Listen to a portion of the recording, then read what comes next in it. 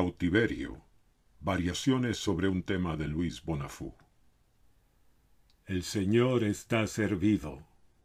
Al oír esta frase, se yergue el señor Gratacós de su butaca 3 veces al día para caminar al comedor. La emite Joaquín, mayordomo de décadas, desde el umbral de la biblioteca y despacho. Más que anuncio, es un botón que activa la maraña de redes nerviosas conectadas por cortocircuito al cerebro del señor Gratacós. Joaquín da el boletín exactamente 2 minutos antes de la hora señalada para la comida que sea. Si lo hace 10 segundos antes o 5 segundos después, el señor Gratacós siente un sudor frío que puede redundar en vaído. Se basa la permanencia del mayordomo al servicio del señor Gratacós en que en poco menos de 30 años solamente le ocurrió ese percance una vez, al principio de su mayordomía. Para asegurarse de que haya la máxima sincronización, el reloj pulsera marca la hora que deben marcar los 4 relojes de péndulo en la casa, porque mantiene la hora según el reloj atómico de Estados Unidos en el estado de Colorado. El señor Gratacós evade los cambios en su rutina diaria. Cuando un agente externo los impone, se siente como en un laberinto del que no podrá hallar la salida. Al levantarse, todos los días a las 6:30 exactas, orina sentado para no salpicar. Se rasura y se ducha. En ocasiones se ha cortado con el rasurador, tratando de que la cara le quede lo más libre posible de vello alguno. A las 7:30 se sienta en el despacho hasta que entra Joaquín 2 minutos antes de las 8 a notificarle: el desayuno del señor está servido. En cada comida, antes que nada, toma el tenedor en la mano izquierda y el cuchillo en la derecha. Golpea el cuchillo contra la cuchara 3 veces. Entonces vuelve a colocar el tenedor sobre la mesa. Antes de retomar los utensilios, se sopla 3 veces la punta de los dedos de la mano izquierda. De igual manera, al servirse el café vierte una cucharadita de azúcar en la taza y lo agita exactamente 10 veces en sentido dextrógiro antes de tomarlo. Terminada esa primera comida del día, se retira a su despacho. Allí enciende el computador portátil para seguir sus inversiones en las páginas de la Bolsa de Valores. Vive de esos ingresos el señor Gratacós. Estudió finanzas en la Universidad Cornell, pero nunca ha trabajado. Sus inversiones originales fueron herencia que él ha sabido exitosamente multiplicar con su dominio del campo. Al leer otros periódicos en línea, se encuentra, sin pensar, identificando las palabras mecanosimétricas. Desde la adolescencia, cuando tomó la clase de mecanografía en el Instituto Labatt, ha tenido la costumbre, y no solamente de palabras que lee, sino también de las que oye. Basa la simetría en la secuencia de letras de la palabra en el teclado de una máquina de escribir.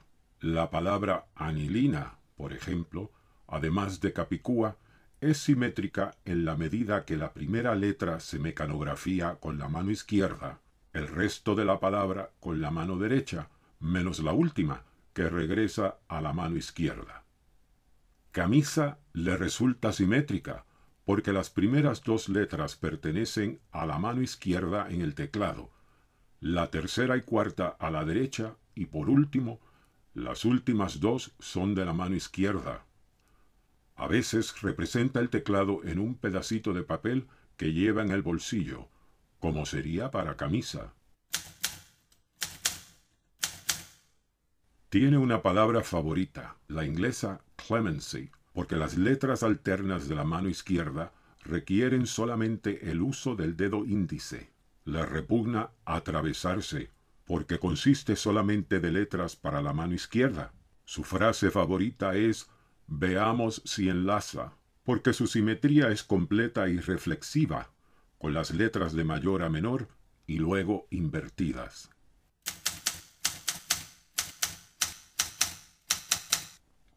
También quiero, porque pertenece toda a la primera hilera de teclas y se alternan 1, 2, 2, 1. Si alguien lo mirara con detenimiento, le vería los dedos simulando los toques sobre el teclado imaginario de los muslos.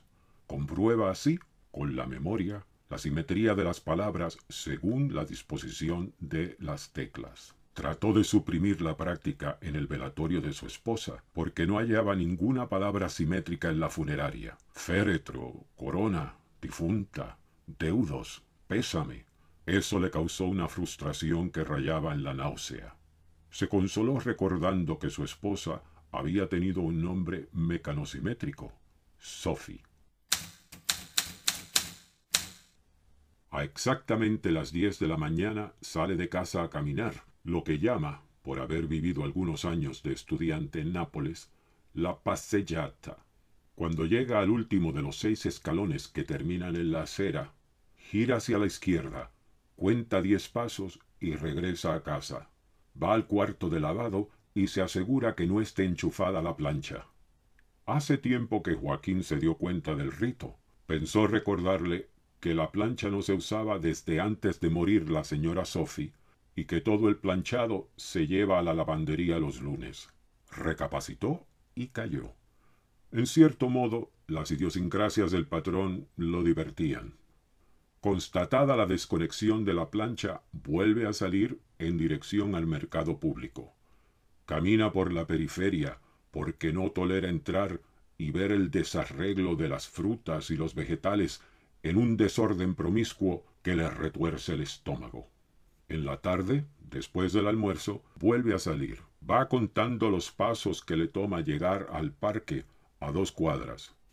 Si alguien más ya ocupa el banco que prefiere, se sienta en el del frente, en espera de que se levante el intruso e ir deprisa antes que pueda venir alguien más a usurparlo.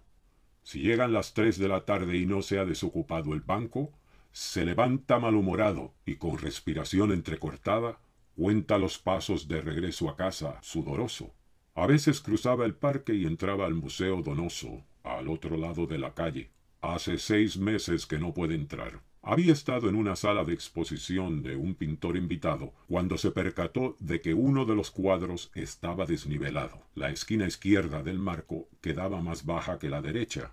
De inmediato sintió el enfriamiento de la nuca junto con el calentamiento de la cara. Se le humedecieron las sienes con un sudor instantáneo.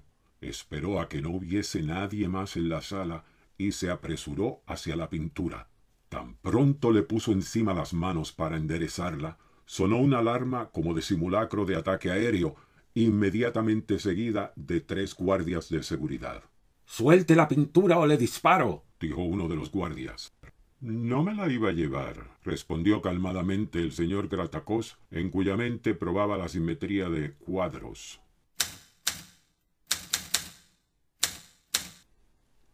Soltó el cuadro sin voltearse hacia los guardias y vio satisfecho que estaba tan derecho como si hubiese usado un nivel. «Es que estaba torcido», explicó. No les importó ni a los guardias ni a la administración del museo la labor altruista del señor Gratacós. Decidieron no formularle cargos, pero le prohibieron la entrada en lo sucesivo. Después de algún rato en el parque, el señor Gratacós regresa a casa, procurando que el número de pasos de regreso sea el mismo que el de salida. Si va muy adelantado, aumenta la lentitud y, si rezagado, da zancadas que repongan el déficit. Tuvo de costumbre ir al club atlético al que pertenecieron su padre y su abuelo. Ya hace varios años que no ocupa las tardes en sentarse a leer el periódico en la biblioteca del club. Prefiere los que están en línea para leerlos solo, porque se agitaba cuando oía a los demás miembros dar vuelta a las páginas de los impresos, y en particular cuando los doblaban. Probó a jugar ajedrez con uno que otro miembro del club, pero hasta de la sala de juegos oía el arrugar de periódicos, que le quitaba la concentración y lo llevaba a la derrota. Ahora juega solo en su biblioteca. Alterna las movidas usándose él mismo de contrincante, girando el tablero según el turno.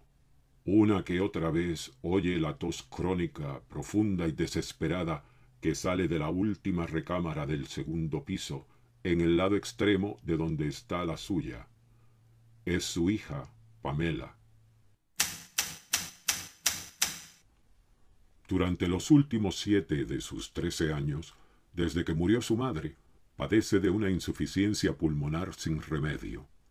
No la toca el sol hace 5 años, y a la palidez que caracteriza su mal se une la falta de sol para darle una blancura espectral que hace acentuarse aún más la ojera debajo de cada ojo sin brillo, y más abajo, a la altura de la nariz, le cruza la cara la cánula de oxígeno. Se ocupan de ella en 3 turnos consecutivos 3 enfermeras que la alimentan, la asean, la peinan, le ponen un camisón blanco o amarillo con cuello alto atado con una cintilla rosada y le leen novelas románticas. La visita a Pamela está fijada diariamente para exactamente las 7 de la noche. Si el señor Gratacós llega antes de tiempo, se detiene frente a la puerta de la alcoba hasta que sus relojes atómicos le indican la hora en punto. ¡Papá! Dice siempre Pamela con una voz que aspira al entusiasmo, pero se opaca con los efectos de su padecimiento. «Pamela», le contesta el señor Gratacós con un gesto de la cabeza antes de sentarse en la silla al lado de la cama. La señora Matilde me ha peinado para que me veas bonita, le dice siempre Pamela en un tono bajo. ¿Te gusta? El señor Gratacós asiente con la cabeza. Siempre tienen la misma conversación. Hoy creo que me voy mejorando, dice Pamela. El señor Gratacós asiente con la cabeza. Tal vez en unas semanas pueda levantarme. El señor Gratacós asiente con la cabeza. Le oprime el recinto. Para describir la escena no encuentra palabras mecanosimétricas excepto enferma.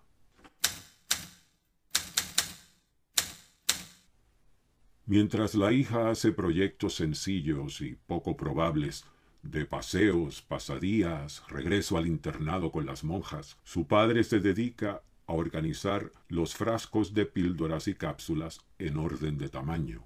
Si 2 son del mismo tamaño, lee la etiqueta y los coloca en orden alfabético. Es una labor diaria. Las enfermeras se encargan de alterar el orden de los frascos durante el resto del día, según van usándolos.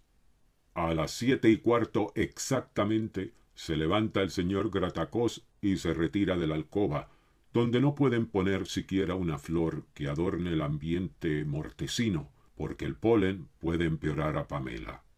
Entonces el señor Gratacós va a su estudio, donde se sirve un trago de Chivas Regal de la barra en la esquina. Lo saborea hasta los 2 minutos para las 8, cuando Joaquín le anuncia: «El señor está servido». Un lunes, mientras juega su ajedrez solitario, oye una tos estentórea que parece salir de una caverna, seguida de un ruido como de ahogo.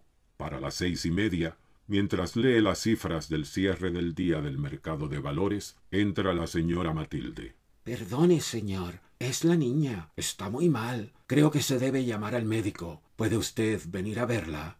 «No es hora de mi visita todavía», le dice molesto el señor Gratacós. «Ya se mejorará. Le ha ocurrido antes».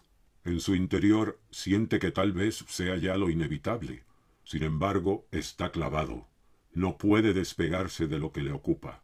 Sería una alteración a su horario, dictado por relojes y fijo ya, inalterable, en la psiquis del señor Gratacós. Vuelve a oír aquella tos que parece cargada de vísceras y luego la respiración áspera. Al rato ya no se oye el ruido y prefiere el señor Gratacós pensar que ha pasado la crisis.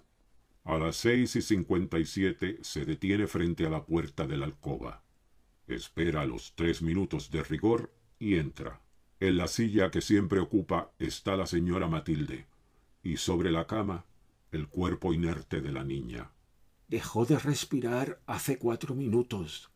El señor Gratacós asiente con la cabeza. Hágase cargo, señora Matilde. El señor Gratacós se retira. No sabe qué hacer. Le quedan 3 minutos de la hora de visita antes de ir a la biblioteca. Se detiene en el pasillo, atolondrado e inmóvil, haciendo puñetes de impotencia y sacudiendo las manos. Gime muy quedo, como neonato desnutrido. Cuando los relojes indican las 7:15, mueve al fin los pies, se dirige a la biblioteca y se sirve su whisky. A las 7:58 anuncia Joaquín: El señor está servido. A la mesa, después de golpear el tenedor contra el cuchillo y soplarse los dedos, mira de frente y se da cuenta que ya no tiene la cita de las 7 a las 7:15. Palidece y comienza a sudar frío, pero de inmediato decide que no es necesaria la alteración. Dispondrá que Joaquín coloque de nuevo la silla junto a la cama de Pamela. Todas las noches, a la misma hora de siempre, ocupará la silla y se mantendrá en silencio, mirando el paisaje de los mecanosimétricos cuadros que hará colgar en las paredes vacías. Entonces siente un alivio inmediato y se echa el primer bocado, que mastica exactamente 12 veces antes de tragar.